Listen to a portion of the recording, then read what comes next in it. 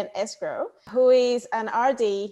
I've got an interesting topics, got a few questions that we're going to talk about: supplements, we're going to talk about pharmaceutical science, steroids, a little bit more along the way. So I will lead you, Ben, to tell me a little bit about you. Why an RD? Why supplements? Why did you decide to go through the pharmaceutical science?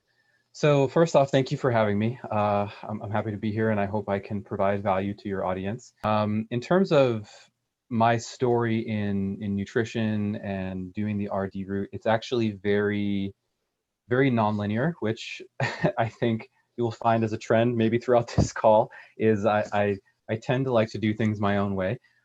So I guess it all started probably in high school for me, where I got interested in changing my body and wanting answers on how I could have better control over how I looked through what my understanding was the best, the most potent way of doing it, which was eating. So I think my initial entry and interest into nutrition was very much almost like a nutritional pharmacology aspect, or nutrition sort of with a very direct impact on physiology, rather than I think some of the other aspects of nutrition that you get into when you go through actually an RD or any kind of bachelor's program, which is like the social aspects of food, the like community nutrition and stuff like that. So initially I had a very focused endpoint on what I wanted in going into nutrition, but I never wanted to do an RD actually, because I knew I didn't want to work in those fields. I knew I wanted to be in fitness. So I did my undergrad, and then started actually working, ironically, in community nutrition, which was the one thing during undergrad I said I never want to do, which is almost like my famous last words. And I ended up working for 2 years in this community nutrition job. It's called WIC in the States, which stands for Women, Infants, Children, and it's basically providing nutrition education and then food checks for either low income or people who qualify to receive supplementary food by the state. And I worked there. I think it was good for me, actually, in hindsight, where it forced me into being sort of an authority figure, which at that point I wasn't so ready for. I was sort of pushed into it. So needing to just get dropped in and educate people you've never met before, who usually don't even have, like high school degrees or anything like that, or high school diplomas. I think it was a challenge, and it was a challenge in a good way, because it almost forced me to really distill down my knowledge and education of nutrition to make it as universally understandable as possible. And while I was working that job, I was doing my master's in sports nutrition, and I was also starting my supplement company at that time, which was De Novo Nutrition. So pretty much what happened was I knew I wanted to leave WIC. I knew where I wanted to be, and I didn't feel like I was there. And it seemed like the logical thing to actually combine my master's degree with my RD, since the university I was going to offered a combined track to do both. So I applied for both. I got in, and I ended up doing both.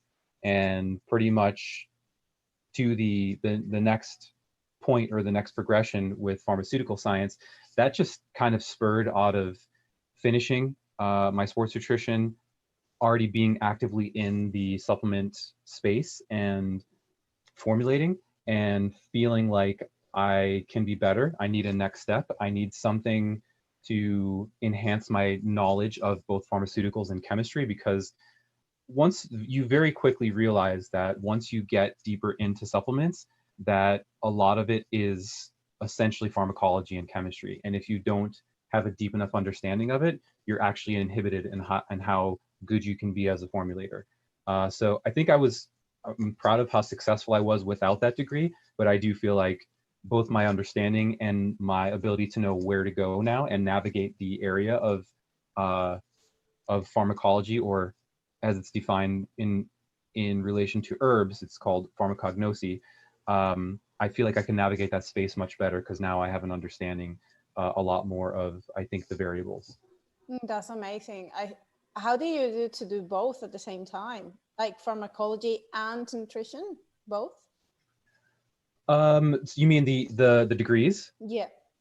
No, so it was, I finished I finished my sports nutrition, and I believe it was 2 or 3 years between going for the pharmaceutical chem masters.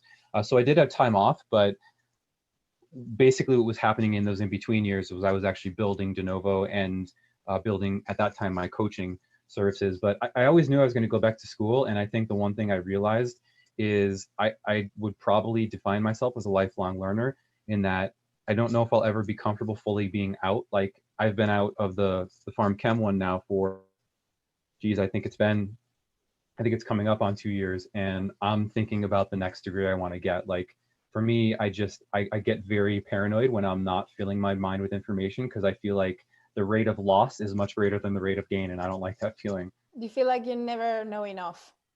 Yeah, absolutely. And I think that's that's very classical of people I've heard who tend to be very information oriented. That I think once you get a little bit of information, you realize how much more you don't know, and then it just becomes this very much feed forward process where it's like, oh, I thought I knew a lot about that and I knew nothing, and now I know a little bit and I want to learn a lot more. So it just becomes almost like an addiction. It is really hard when you do that, because you feel like you never can stop studying, and every time you read something about a topic, you feel like, oh geez, I wasn't sure that this was is it the true, is this the most recent evidence? Should I believe this, or should I be researching more about it? Because there's so much information out there that sometimes you don't know whether that's the truth, or is that the right enough amount of evidence to say, well, this is the right path with what I'm reading, is good enough? Or sometimes it just sparks the curiosity of wanting to know more about it. So I think that leads us into a really important question about in trying to understand the supplements. There is a very slight difference between supplements and drugs. So what would be the difference between these two terms when it comes to formulation on supplements, or looking about certain things or certain ingredients that can be considered drugs and then put into supplements? I don't know. Sure. So I think the first one that people, I'd call it the low-hanging fruit that people use to separate the two, is drugs. Pharmaceuticals are FDA regulated and supplements are not. And I'm not saying that's unimportant. It is. But we know from the history of drug approval that that's not the end all be all. Like, there have been many drugs which have been FDA approved and then recalled. So I think using that as the universal seal of like, this is safe and good for us and this is not, I do think there's errors in jumping to that conclusion. But either way, it is a distinction. So I'd say the first part is that. So a pharmaceutical product needs to go through multiple clinical trials, animal trials and human trials, and then 3 stage 1, 2, and 3 clinical trials to both approve its safety and use in humans, and also determine a proper dose to use. And supplements do not. So in terms of the basis, or the base of evidence, yes, pharmaceuticals definitely have a much deeper knowledge base and understanding of how they work, what they're doing, how they interact with many things. And that happens from that large span of time of research that's required by FDA. However, on the other side, many of these things that are either supplements or come out on the market are herbal based. They're based on a plant or some kind of plant extract. And many of these things we've been using for thousands of years. So I think one of the, and you kind of touched on this in the introduction, about there's so much information and knowledge out there. And I think what we need more than ever now is the ability to critically think, and not so much have more information, but be able to navigate that information better. And I think just almost like a thought exercise for people is to understand and realize that the FDA and the pharmaceutical industry has really only been around for roughly 100 years, whereas we've been using herbs and interacting with plants and consuming plants for literally thousands since we've been on this planet. So again, I'm not trying to tear apart the FDA and say it's useless. I'm not doing that at all. But what I'm saying, I think more so, is to understand that we have a much more intimate role with utilizing plants as medicine, and they're not so, I think, mysterious and um,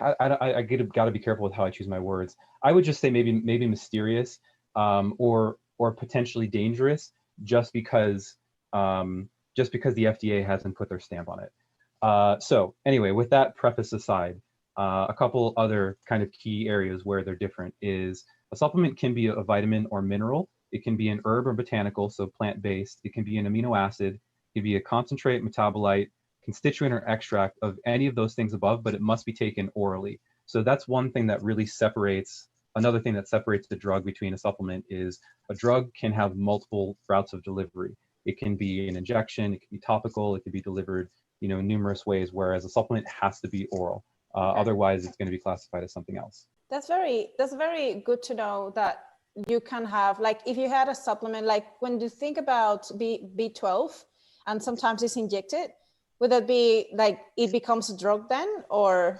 how do we define that one in particular, for example? Yeah, that's a great question. So you'll typically have to buy a B12 injection through a physician. You'll usually need a prescription to get that. So it's funny because now at that point they're chemically the same thing, but just changing the delivery method will actually change how it's classified. Okay, got it. So what would you say makes a supplement effective, or actually how do we know that whatever we're taking in terms of any supplement we're using is going to make it effective, or like, is it worth it? So I think that's the place where we absolutely do need, we need research. I would consider, even when I'm formulating a supplement, that's where I'm going to consult first is, has there been anything published on it? Has there been any kind of, even if there's not a human study, has there been study in animals? Is a mechanism established? Is something established that says that we can actually predict what this is doing and how to safely control the experience with it? That's not always the case with everything. I think there are effective ingredients that don't necessarily have a huge research support base. And I think a good example or analogy of explaining that process is something like creatine. Before, creatine was really the gold standard supplement ingredient of what we'd consider effective ingredients. It didn't have, the 500 some plus studies that it has to back it up. It came out as a supplement, but it had a theoretical basis. Like we've known about creatine since the 1900s, and we've known that it's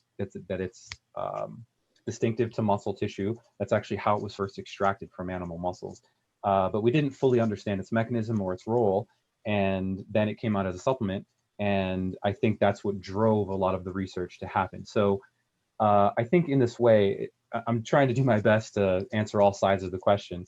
I think what makes it effective is that it produces a consistent and predictable response in using it. And then what's that kind of solidifies it is the research. So I do think it's two ends. I think it's experiential on one part, and I think on the other part, it's research-based. But I do think the best supplements and the best ingredients certainly have been published in humans. Let me ask you something. When we think about a supplement, should we think that they always should have, to be effective, should have a positive effect on health or a specific outcome, like a performance base, or I don't know, something specific that you have to relate to say, well, this supplement is effective because it has an effect and it is actually getting you the outcomes you're looking for when you're using that supplement? Would that be something you can consider as part of defining being effective, or not necessarily? Yeah, I definitely think you need an endpoint, and I do think you need to substantiate that giving this thing as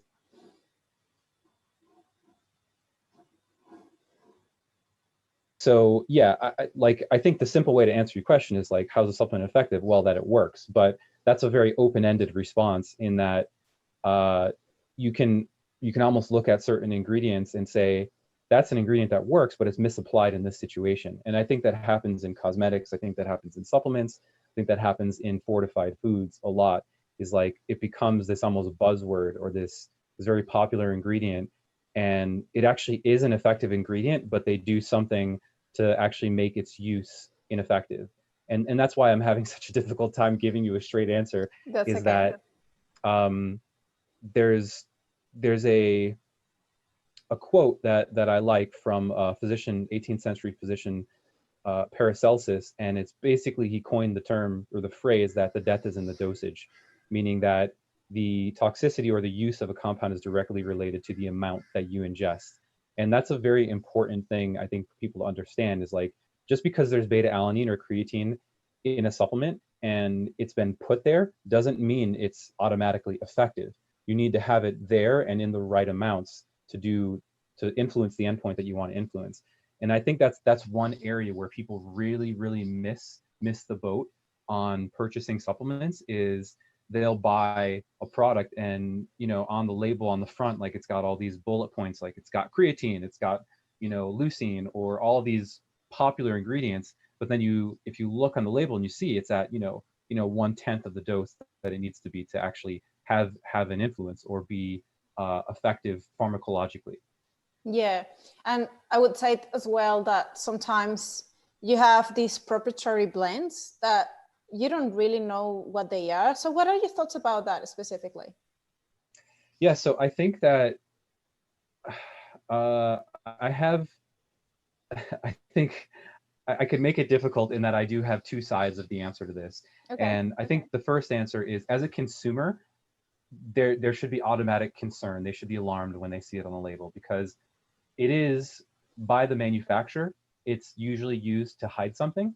And in some ways, I can side with the manufacturer in wanting to hide maybe a proprietary aspect of their formula, because the only thing that you have as a formulator to prevent someone from copying your formula is the exact amounts that you use those ingredients in, because you have to disclose that you're using the ingredients. That's illegal, to not say what's in the product. But a proprietary blend allows you to say, we have these 10 ingredients, there's 5 grams of total mass, but we're not going to tell you what each amount is dosed in. So since you can't patent a supplement, that's their only way of keeping their trade secret safe, or keeping it secret. But typically, I'd say more often, what has happened in the past and what happens is the consumers lose in that, because they're seeing the ingredient there, they're not knowing the dose, and usually it means it's underdosed, or there could be something hidden in there. And I think the general thing for the consumers is to be concerned when there's a proprietary blend on there. But now, after making supplements, I can understand why some companies have done it.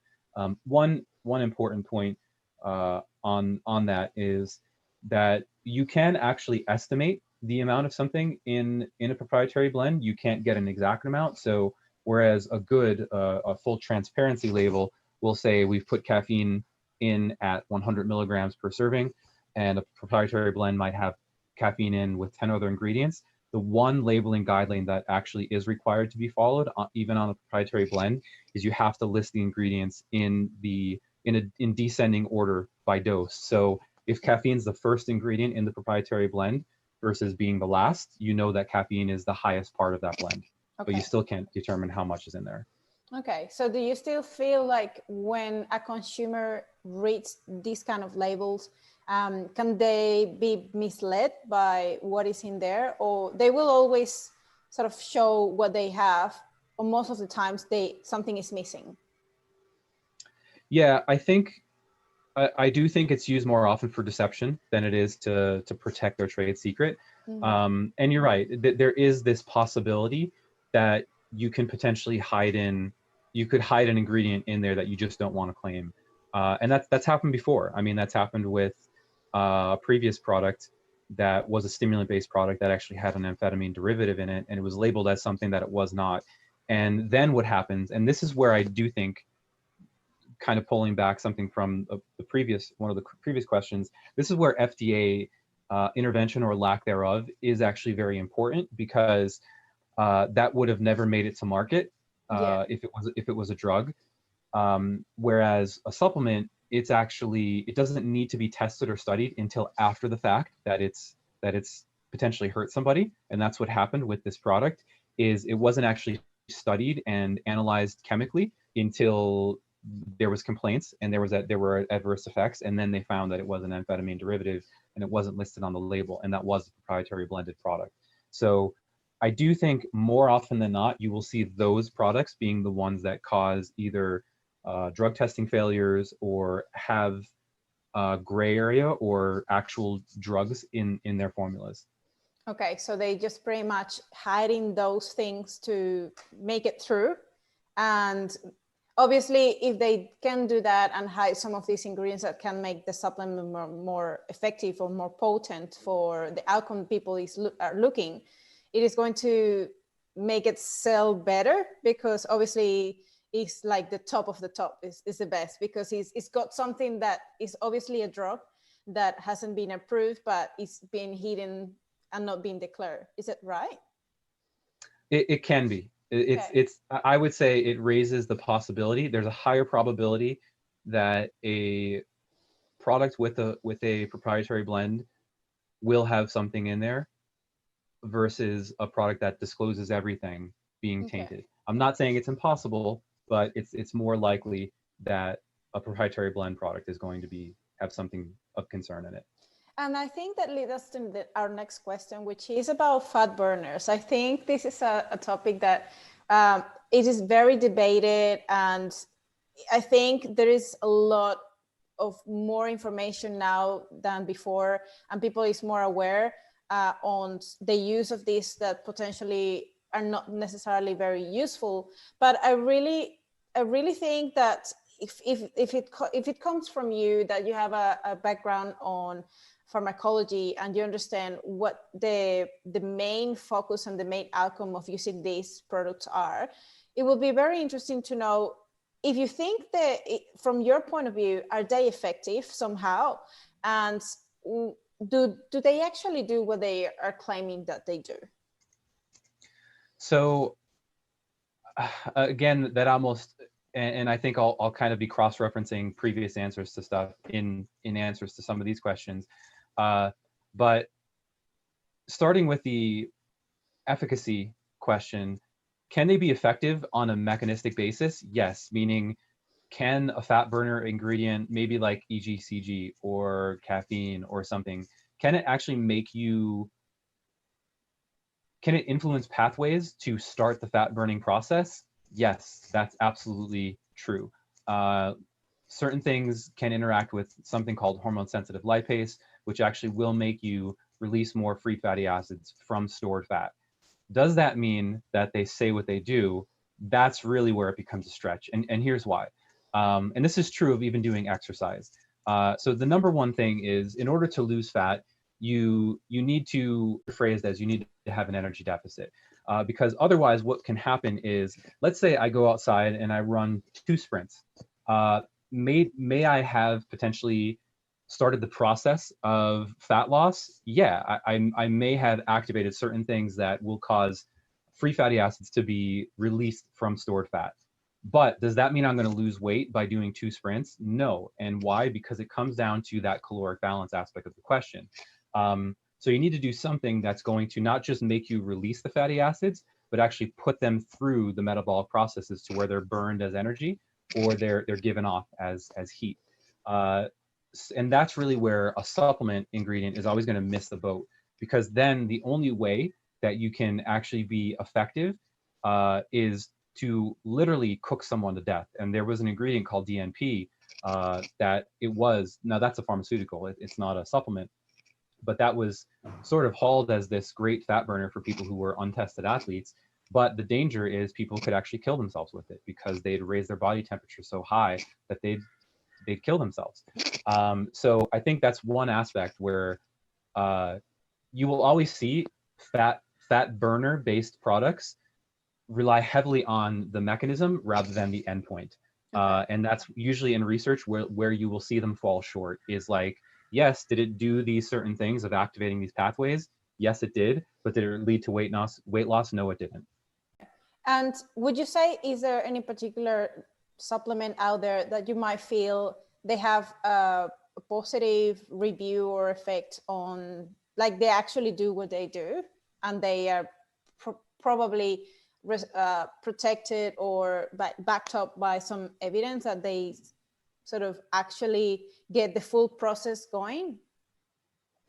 Well, I think where I would sort of revert to in answering that is going back to the calories in versus out. So really anything that's going to be an effective fat burner, it's going to be hard to classify it as a fat burner itself, and it would actually be more accurately classified as an appetite suppressant. Mm-hmm. So usually both supplement ingredients and drugs that do work, that do have a basis and evidence behind them, they're causing a larger impact on weight loss because they're causing people to consume less, rather than making them actually melts more fat. So a lot of the things that do work, both pharmaceutical based and supplement based, have an interaction with serotonin, or have some type of interaction in the brain where it alters basically the impulse to eat or eating behavior. So the ingredient in supplements is 5-HTP because it's a direct precursor to serotonin. And that gets into kind of a more deeper explanation, but sort of for this question, the quick answer to that is there actually is a pretty solid research basis of 5-HTP as a weight loss aid, and it causing weight loss due to people consuming less calories, and specifically by consuming less calories from carbohydrate. The more drug-based ones, usually they're stimulant-based, so they will make you want to get up and be active, which of course helps the calories in, calories out equation, but they will also, through influencing neurotransmitters, actually reduce your appetite as well. It either affects your appetite, so your energy intake, or on the other hand, you have some supplements that might just increase your needs, or like the amount of movement you do throughout the day. Perhaps like when you take caffeine, for example, it sort of makes you a little bit more active, more awake. Or when you take other supplements, like I've heard and I've seen people taking like Lipo-6 or hydroxycut, and it has a compound of different ingredients, but it sort of leads to get you that tingling, that movement, and like you really are keen to work out harder. So it increases the output and the performance, let's say, at the gym, and sort of it could increase the energy expenditure, which leads to a greater fat loss potentially. Would that be accurate? Yeah, I think the important aspect of the whole conversation really though is that what you do in 1 hour, 2 hours, 3 hours, half the day is a lot less important than what you do for 24 hours, because as you know, if you put someone on a fat loss diet, you're not trying to control their 2-hour intake of calories as much as you are their 24-hour energy intake, because that's what's over the long term, that's what's going to influence how much they lose in a day. And in a week, what's going to influence how much they lose in a week, or how much they change their body composition in a week, is what they did throughout that week. So if we're talking about how much fat you want to lose in one day, it changes the question. But since most of us, the average person, is trying to lose weight over time and stay leaner, that 1 hour question is not the valid one. It's the long-term question that's the important one. And then the unavoidable part is always the calories in, calories out. And that's where I think a purely stimulant-based product is going to have an issue. Is, let's say, in a 4-hour window when you've hit the peak blood levels of that stimulant and it makes you active and it makes you want to move, that's great. Maybe it did make you burn more calories and fat in that window. But if after it drops off and you do nothing and you're less active than you would have been otherwise, then the net effect is zero. So it's just like eating maintenance calories. If you're eating at your maintenance, you're not going to change your body comp. Yeah, I think it all comes back to behavior as well, and actual lifestyle. Like you could take some supplements, and I've seen people taking supplements and like stimulants, but like they just sit on the couch because they think they're fat burners, so they're just going to work on their own, and by you don't doing anything. Do you find that is a very common thing people tend to do with these sort of fat burners or stimulants, believing that fat burners are going to do something on their own? I'd like to think that that is changing, but the fact that they're still very out there in the industry and a very common supplement category, and uh, a lot of products out there that are still pitched as fat burners, it makes me still think that I think the average consumer believes that this will help me burn fat. And I think, I mean, think about it. Like, I think what person wouldn't like to believe that? Like, that's a very, it's a very great place to live. I would argue it's not a very effective place to live, but a very great, Ideal.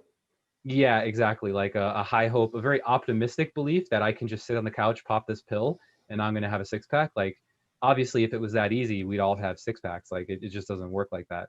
Um, so I think even if people know that logically it's not going to have the effects that it's marketed as, I almost feel like they will justify it and say, it's only $20. Maybe it'll make me, get a little bit leaner in my midsection. And I think that it allows them to justify it. But I think deep down, most people know that it's BS.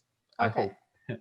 Do you feel like there is any particular true supplement that can be targeting stubborn fat loss? For example, activating beta adrenal receptors in your fat cells, or like blocking alpha adrenal receptors when you find the catecholamines bind to activate the fat loss pathway. Do you find, is there anything that might be good to target stubborn fat loss? So I think the difficult aspect of that is this almost overlaps with the exercise component of the question, where people will train arms if they have arms that they feel like are flabby, and they'll try to lose fat specifically in their arms. Unfortunately, again, it doesn't work that way. So your fat distribution is genetically controlled. So basically what that means is when you lose fat, whether it's from doing bicep curls or squats, you're going to lose it last in the places you hold it the most. And that's largely, again, that's your fat distribution is genetically based, number one. Number two is, if something does make you lose fat, it's going to make you lose it globally. And those things that you said, like those mechanisms, that they're distributed throughout your body everywhere. So, the role of beta adrenergic receptors is not just to cause fat loss or to release free fatty acids from fat cells. They also have implications in heart function and other things, and blood vessel function. So they're going to be globally distributed, and there's no way to selectively activate ones in certain part of your body and not in others. Who knows? Maybe we're onto something with very specificity based medicine, but we're not there yet. But yeah, there's nothing that's going to make you lose it in just one area and keep it somewhere else.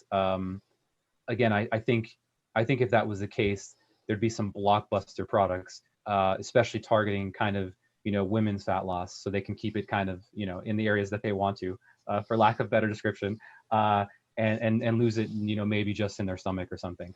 And we don't have that. I ask you this because I recently had a conversation with someone about this particular topic, and they showed me some research around yohimbine and how this particular supplement might have actual implications on blocking alpha receptors that inhibit the free fatty acids to come out, or on the other hand, the beta of adrenal receptors to be activated. So they allow more these free fatty acids to come out of the cell and be transported to that beta oxidation. Right. So yeah, I'm familiar with that. I'm also familiar with there being topical yohimbine products specifically marketed for that purpose. Like if you rub it on this area that you want to lose fat in, you can do that. But we arrive at the same problem mechanistically. So maybe they can show that on a mechanistic basis, but I would very much press them to see if they can reproduce that on a dramatic scale. Like, we lost 1 kilo of fat in this area versus others by just rubbing on this cream or putting yohimbine in, because that's the only way that you'd be able to do it is through a cream or an injection. That's the only way you can deliver a compound. So first off, I'd say oral yohimbine, absolutely not. It's not going to do that. The second rebuttal to that is, let's say you can have some kind of role in doing that by putting it on topically in one specific area. So maybe acutely you do increase free fatty acids there. We arrive at the same problem as I originally proposed, is if you're not doing something to actually put those through the Krebs cycle, then you're not going to oxidize them. They're just going to be reesterified as fatty acids. So maybe you can show on paper mechanistically we caused free fatty acid release in a 1 hour time window. Well, what really matters is in the 24-hour time window, if you did no changes in physical activity, did those fats just reesterify? Okay, so let's say if someone is doing everything right, let's say they're taking the supplement, they also training hard, and they eating in a deficit, or even if it's at maintenance, would you say they would have a positive effect then, or no? I think more so they're going to have a much larger impact on their sense of arousal in terms of feeling more stimulated, more energetic than they would on pure fat loss. Okay. I think yohimbine is actually a great ingredient as a stimulant, but not as a fat burner. Okay, got it. Now let's move to one more thing that is related to, and you raised it before, about appetite suppressants, and how do they work, and how can we ensure that they're an effective appetite suppressant without like negative side effects or something that could be dangerous for health?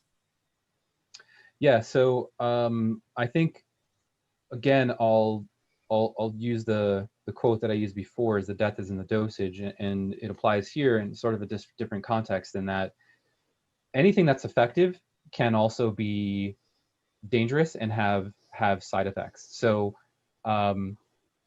with the 5-HTP that I mentioned, that is an effective appetite suppressant. The problem is if you go too high, or it's a sensitive individual, and this is purely, again, genetically based. I don't know exactly why it is, but some people will actually get nauseous from the effective dose of 5-HTP. And maybe they're just hyperconverters, something with, again, their body's ability to handle and convert 5-HTP to serotonin. Maybe they're overconverters, I don't know. But usually the dose is between 200 and 300 milligrams, and that it's taken 3 times a day before each meal. And a lot of people actually, you'll find, will actually get nausea to the point where they can't even tolerate taking 5-HTP at that dose. So is it effective? Yes. Does it mean it's free of side effects? No. And that's going to be true of even something like yohimbine. If you dose yohimbine, I realize I'm getting out of the appetite suppressant arena. I'll come back in, I promise. But yohimbine is effective at like 20 milligrams a day for causing, or for, let's say, initiating fat loss.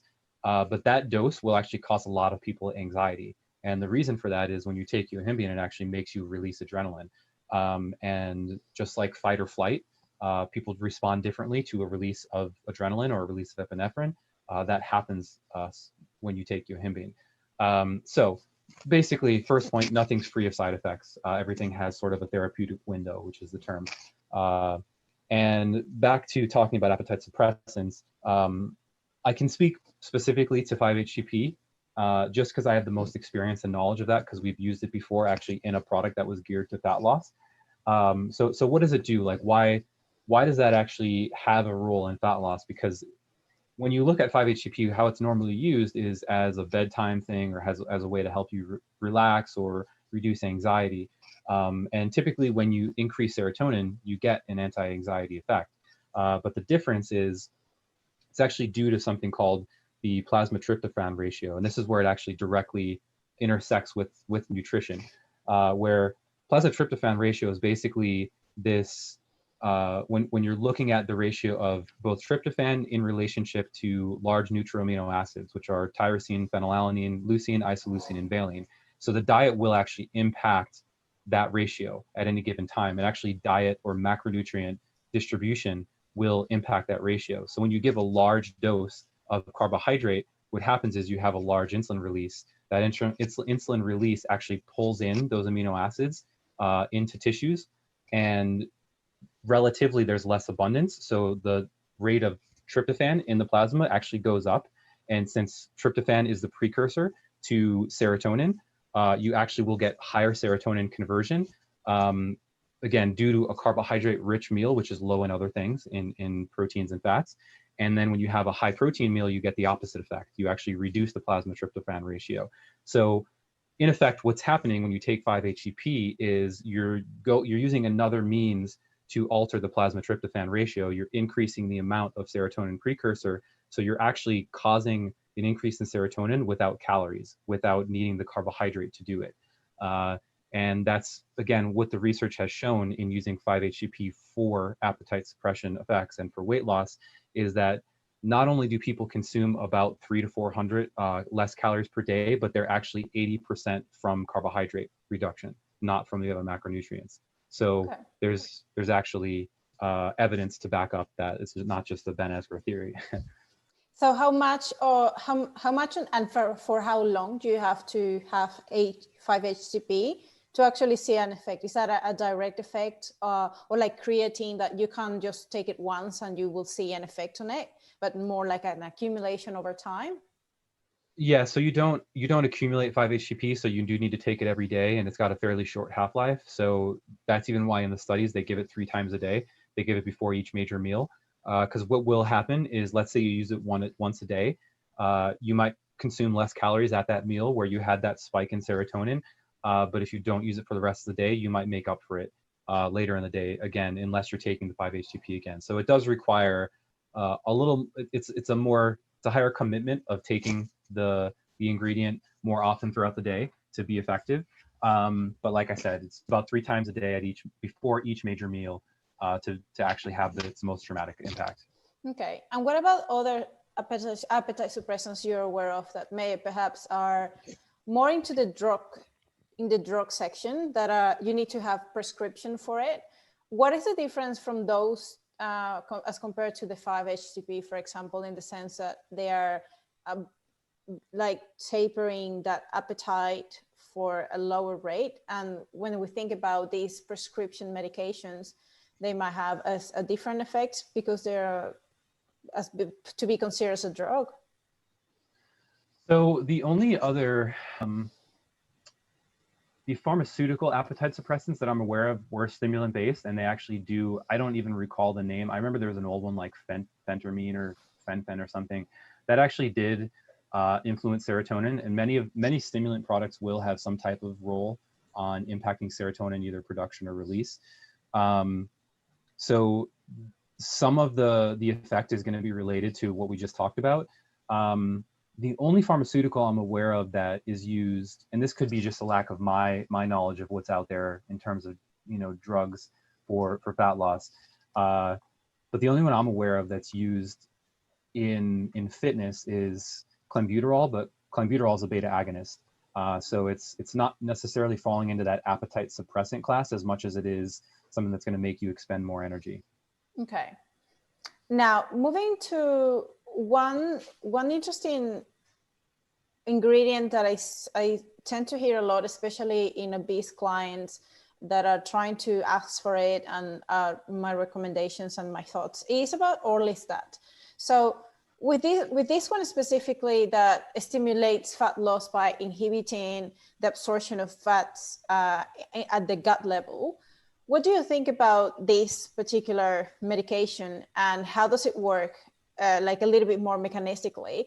And is there a better effect by, like, if you ate much more fat than normal, by having twice the dosage that is recommended by the labels, would have a greater effect, or you sort of wasting products in that sense? Yeah, so it doesn't seem that increasing the dose beyond recommendation is actually more effective. And I think that's largely because the fact that it's actually not significantly absorbed. So typically what you'll see in having increased effects from anything is it needs to make it into the blood. So once you increase plasma concentrations of the compound, you typically get a higher propensity both for the what's the word I'm looking for? Let's just say the experienced effect, but also an increased risk of side effect. Whereas with this, it's very different. This doesn't make it in, and part of its mechanism is, or largely its mechanism is not based on making it into the body. So it's actually interacting and blocking pancreatic and gastric lipase. So lipase is the enzyme that breaks down fat at the digestion level. So basically, if you take a full fat meal, those, unless it's like something like coconut oil, there's not really free fatty acids in that meal. They're in the food as triglycerides, and that needs to be broken down by enzymes before it can actually get absorbed into the body. So what orlistat's doing in effect is blocking those lipases, so you can't actually hydrolyze the triglycerides, and they're getting excreted. So you're basically, again, to be crass, you're pooping them out. So I think the downside of that is potentially it's going to be uncomfortable. It seems that it is effective. I mean, it does look like there's research to back it up as at least a moderately effective weight loss agent, but there's no free lunch, so to speak, in that you may have potentially uncomfortable bowel movements because that fat's got to go somewhere. It's not just going to disappear into thin air, and it's going to come out just like it went in as an oil or a fat. So I think for people who really need to lose weight, where it's actually more of a health risk for them to continue consuming the way they are in the patterns and the behaviors they are, I think it makes sense. But I think for a normally healthy person who maybe just wants a six-pack or, like has a very superficial based goal, I don't think that's necessarily a good idea. I think, and I've seen it in a lot of people, that they use it like just occasionally, like if they go out and they normally have a normal diet, a very healthy diet, but if they go out, for example, to a restaurant when they perhaps can't manipulate ingredients, or like the food is not prepared by them, they probably like freak out. And this is a way to sort of reduce the absorption of extra fats added to the meal. Do you think that applicability to this is reasonable, accepted, or it is something that shouldn't be considered? I think it appears to be safe. It doesn't look like there's really any issues in using it that way, especially at the recommended dosages. So I think it certainly makes sense. That's a sensible use of it, as long as you're okay with the accompanying diarrhea that it may lead to. Then fine. But that certainly makes sense in that scenario. But I also think it's important to realize that it seems that it only reduces fat absorption by about 30%. So it doesn't mean you can go nuts and go crazy. And you will still have, like, you're not in effect shutting off fat absorption completely. Yeah. You're going to reduce the amount that some of it is absorbed. So yeah, I think in that context, it probably makes the most sense to use it, and then use it only when needed. So you mentioned 30%. If you double, is there any way that people could double that percentage? Like, let's say instead of taking one pill, they take 2 or 3. Would that still increase any percentage, or like from 30 to 60%, or a little bit more than that? Like I said, it doesn't seem that increasing the dose is improving the effect. And I think it's, again, largely because it's not getting into the body. And I'm guessing at that level that it's recommended to be given, what's happening is you're saturating the ability of that compound to interact or block those enzymes. So beyond that point, like, you can't super saturate. You can't, like, once you've blocked all the enzymes, you can't block enzymes that aren't there. Okay. I guess I'm asking this question because a lot of people could say, well, it makes sense if one blocks 30%, I could have 2 or 3, and then I can try to block 100%, because it will try to block more enzymes if maybe one is not enough. Yeah, sure. Yeah, I think basically where that strategy falls on its face is just the fact that it's not a conventional drug or supplement, in the fact that it doesn't actually make it into the body. So you'd have to make it into the body to really have that type of improved dose response. Okay. Now let's move on to melatonin. How this one has an effect on sleep by being a supplement? How is that? Does that have an effect directly in your brain? Well, sure. I mean, melatonin's a hormone, so it's actually released by what's interesting of how all this stuff kind of interconnects is melatonin is actually a metabolite of serotonin. So you synthesize melatonin in your own body from serotonin. And it actually makes sense of why that happens. So things like sunlight actually increase serotonin release. So it would make sense why you'd actually produce more melatonin as the sun goes down, and it's going to be made from serotonin that's actually produced in the body. So I think it's important, regardless of any conversation when you're talking about sleep, is that you get enough sunlight during the day. But more specifically speaking to melatonin, you actually have an increase in activity of that enzyme that starts that conversion of serotonin to melatonin, and it's directly caused by light making it into your eye. So once the sun goes down, you have higher conversion into melatonin. And basically the main role of melatonin is not necessarily to knock you out.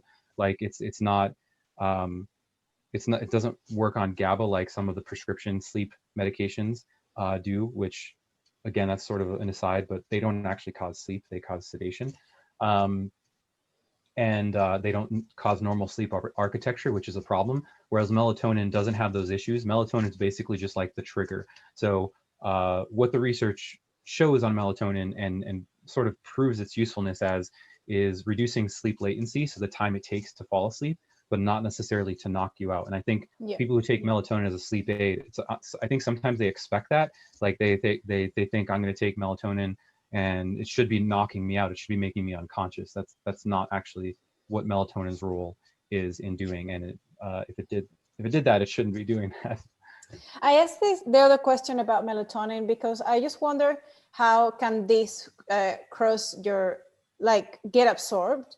Because a part of the question comes because there are quite a lot of hormones that because they have the protein components, they get pretty much hydrolyzed with your stomach acid. It's useless to take protein-based hormones, but does this one has a different composition that makes it go through and be absorbed successfully? Yeah, that's actually a good question, and I don't know the specific answer on why. I do know that it does make it in, so it does get absorbed almost completely, and that's proven by multiple of the supplemental melatonin studies where it dramatically increases plasma melatonin. Funny enough, that's actually why taking a larger dose of melatonin is not necessarily better, and why people get grogginess, because you actually will increase melatonin to super physiological levels. So it's definitely not a problem of absorption. Interestingly, I mechanistically know why some things get absorbed and some don't. Like, for example, with some oral anabolics, why they can be absorbed, whereas testosterone itself can't be taken orally and be effective.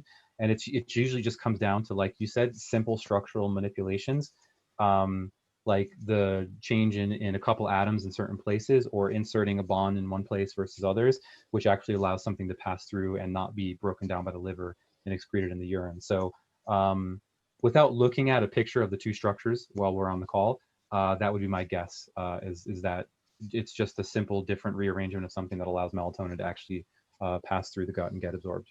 What would be the ideal dose for melatonin to just get the effect you want for improved sleep?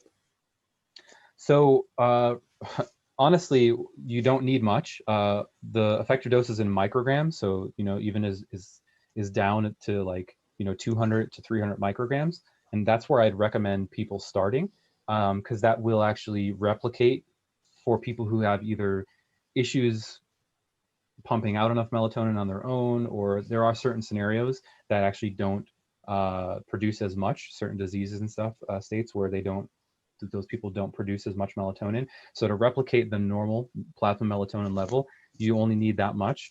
I think people should always start there. And I think really the range should be somewhere between, like 200 to 300 micrograms up to maybe 2 milligrams. And then if you need more, only then increasing, but understanding potentially why it didn't work if it didn't work at those levels. Like, let's say you take 2 milligrams, it had no effect, but you took caffeine an hour before you tried to go to sleep. That wasn't a problem of melatonin dose. That was a problem of taking a stimulant before you try to go to sleep. So making sure you do it in the right sort of context, but definitely don't start at, the 5, the 10s, I think there's a much smaller segment of the population that actually benefits from that, and a much larger segment of the population that will have next day grogginess from doses that large. Okay. Now let's move on to steroids as a very interesting section that I think there is a lot of a lot of people don't like to talk about this or feel like it is like a taboo talking about steroids. I'm not a person who is into steroids, just a disclaimer, and wouldn't be, but I'm very interested in why people would use them. And like the combination, especially because I'm a health professional, I always working with clients that potentially ask these questions, especially if they're newbies. They go to the gym, they meet a personal trainer, and perhaps that personal trainer has some background utilizing or getting their athletes and their clients with some steroids use or SARMS. Then these clients that they have no idea what is in that, and they just see the straight acute benefits from it by looking better, shedding more fats. What do you think? What are your thoughts about SARMs and steroids? And what's the main difference between these two? Just let's start there. Yeah, I think they're intriguing. I think the bottom line of why there's always going to be an appeal for steroids and potential steroid replacements, which is what SARMs are, is because they work. I mean, it's undeniable that they have an impact. And unlike many of the things we talked about prior in this conversation, pharmacologically, they have a mechanism. They consistently produce that, and they produce a change in body composition that is consistent across studies. So I think ultimately it appeals to something that everybody wants. Is they want something that works. Like that's always going to be the best selling anything, or the best demanded anything. The difference between them, though, I'm going to need to rewind a little bit and talk about why they were created. So SARMs weren't made by pharmaceutical companies to appeal to the anabolic market, to appeal to bodybuilders. That's not at all the endpoint. So basically, the endpoint of why a pharmaceutical manufacturer would even have the desire to go down this train of thought, or to put the funding into producing these things, is that for patients who are at increased risk of prostate cancer, who have wasting, who are losing muscle mass, who don't want the associated risks of androgens or anabolics, or the androgenic effects of steroids, which basically means like increasing risk of prostate cancer, increasing prostate size. They want something that's actually more selective to muscle tissue. And manipulating structure will allow you to do that, will allow you to have more specific effects in the body. And that's really all a drug company is doing when they're trying to create a new drug. When they're trying to make a safer drug, is they're manipulating structure to improve the safety profile, and usually improve the potency of it, or the desired effect. So why it's called a SARM is it stands for selective androgen receptor modulator. And one of the mechanisms of anabolic steroids is that they produce their effects by interacting with the androgen receptor, which is an extracellular receptor. The steroid structure binds with it, and then it causes a change internally to the cell, which ultimately impacts the nucleus, and it increases protein. It decreases protein degradation, increases protein synthesis. So these are present on the cell structure and available to be interacted with, not just with testosterone and its derivatives just have the highest specificity for this receptor, which is why they produce response, and caffeine is not considered an anabolic. So when a drug company studies this, they're studying something called substrate or SAR, which is I'm forgetting the acronym for it, but basically it's the compound and the receptor interaction. And once you determine that role and you see that role, you can actually see what parts of the compound are most responsible for that compound binding to the receptor. And that's where SARMs have been born, is understanding the role of androgens, of other androgens, like testosterone and its derivatives, how they interact with the androgen receptor, and then changing some structural things to keep those components but alter some of the outside ones, and to try to have a more selective interaction with the androgen receptor. And again, that's what they do. So they're basically made to only or primarily interact with just the androgen receptor on muscle, not in the prostate or not in other tissues. So I think mechanistically they're very interesting, but that's really where they differ, is that they're not steroids. A lot of them are actually orally active, so they're not required to be injected.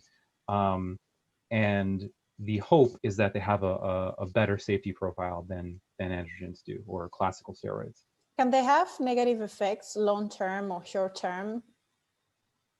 Yeah, absolutely. So I think part of the problem is these haven't been out as long as anabolic steroids have. Like, anabolic steroids have been used and studied medicinally since like the 50s, whereas SARMS are relatively new, and there's really not much research basis out there, especially for a lot of them. The only one I'm aware of that's been actually studied and published on is LGC something, LGC4 something. And that only has 2 studies, and they're really, they still haven't even determined the ideal dosage. They're almost like dose finding studies in humans. So they do show that they improve muscle mass and body composition. It seems like they're safe, but we don't have long-term studies. So it's very hard to know if they are superior to anabolics. And one of the issues is, and this is almost where there's an overlap with oral steroids, where typically the issue with taking oral steroids is they're very liver toxic because they're structurally manipulated so they're not deactivated by liver enzymes.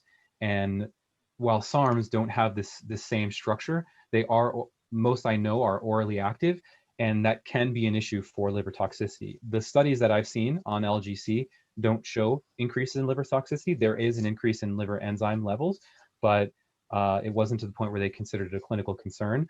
But are there potential long-term issues? Yeah, absolutely. I mean, and I think the biggest concern is that it's a question mark. Like we don't know. Yeah. If we think about like steroids, would they have how are they used safely? Because I've seen a lot of people that they are able to use them, bodybuilders, they are able to get away by using them, getting really good effects and results, and not have any issues, maybe short term, but not, I don't know whether long term would be a problem. What is your take on that? So it seems like even when you're talking about testosterone replacement by a physician and someone who needs it because they, for whatever reason, have clinically low testosterone levels, whether it be a disease or a genetic condition, you're really balancing risk reward. So it doesn't mean that they're free of risk. And I think that's an important qualification to that question, is that I do think people assume that like maybe if I go on this low cycle of androgens, then it's 100% safe. That's not true. There's risk involved with anything like this. So, and it may very well be the case is there's risk that's being increased that's not being seen in the acute time frame. Again, I'm not an expert in this area, but I am aware of there's debate over some sides say that with TRT there aren't long-term risk increases, and some sides say there are. There are definitive roles with like it's undeniable that androgens, increasing your level of androgens like by using anabolic steroids will increase probability of interactions with tissues like the prostate gland. And will it increase PSA risk or PSA levels? Most likely. Does it have a chance to? Yeah, you're inviting a higher risk to happen there. But I think it's always going to come back to what I talked about when I quoted the Paracelsus statement, which is that the death is in the dosage. So anytime you look at I used the term before, therapeutic window. So basically therapeutic window means how large an effect or how large of a space do I have between the dosage that causes the effects that are wanted versus the dosage where we start to see signs of toxicity. And we usually want a large therapeutic window, meaning a large gap between the therapeutic dose and the toxic dose. It does seem like you can get away with fairly high doses for a short period of time, but there are certain things, like I said, there are risks that go up that are undeniable, like atherosclerotic risk definitely goes up if you're taking anabolics, and it goes up even higher if you're taking a higher dose. Same thing about influencing lipid panel. It's going to be thrown much more out of whack with high doses.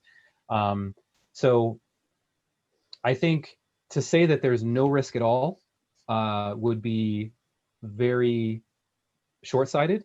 And I think even with the knowledge of people who are using them and seemingly getting away with it safely, I don't think that means that they are indefinitely safe to use. Yeah.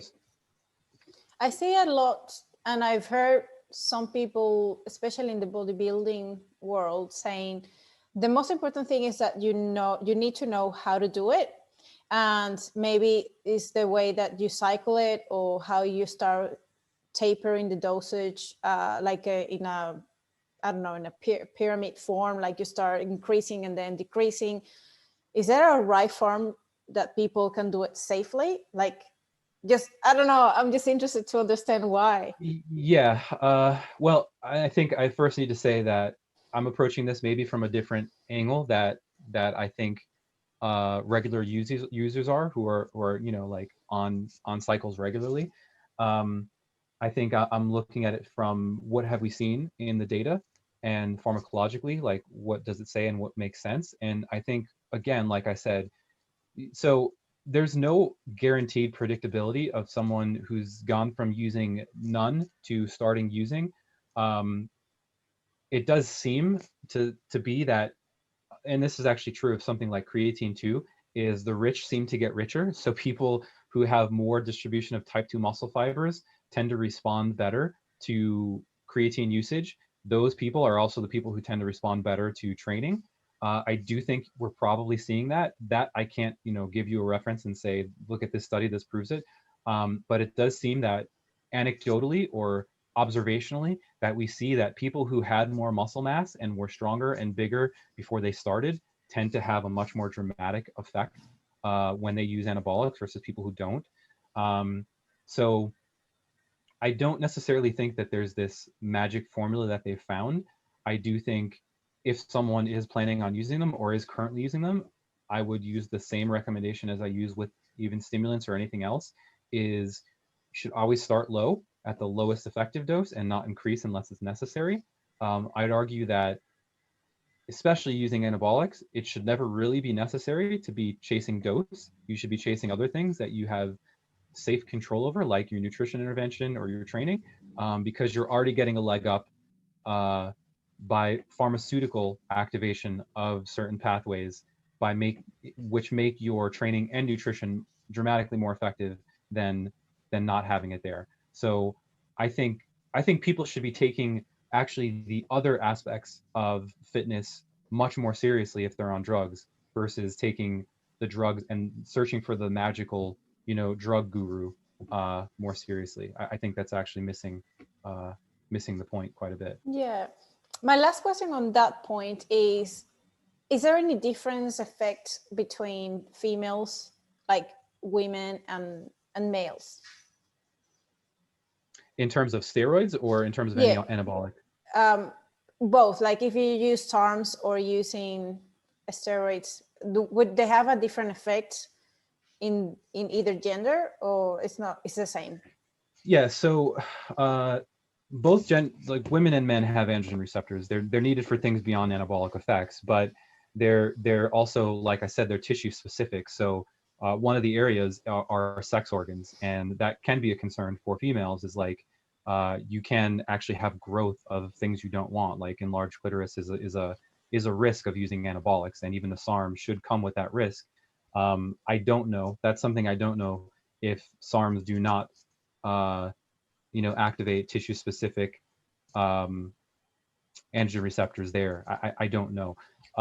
But in theory, you would still have that same risk with the SARM as you do with an anabolic steroid. Also things like, vocal cords, like a guy wouldn't be concerned about deepening of his voice, but I think most women probably would be. That's certainly a risk. body hair growth. Again, anything that's classified under anabolic, which is usually tissue growth, and then androgenic, which is just male producing, is going to be a risk. So masculinization is certainly a risk of any female using anabolics. And like I said, to the SARMS, I can't speak to that. I'm not sure. I think that the studies that I've seen using the LGC, they were only in males, but I'm not sure.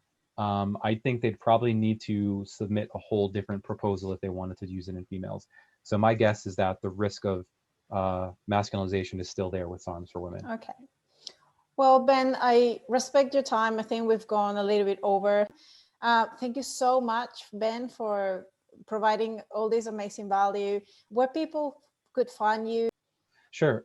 So thank you for having me. I've actually really enjoyed this, and I thought your questions were great. And really, Instagram I think is probably the best place. It's just at Ben Esgro. I will answer most DMs when I can, but I'm kind of juggling a lot, so I think that's probably the best place to get in touch. And if you do reach out, just be patient. I promise I'll get to you. You get to it, and I will see you soon. Thank you very much. See you soon. Bye. All right.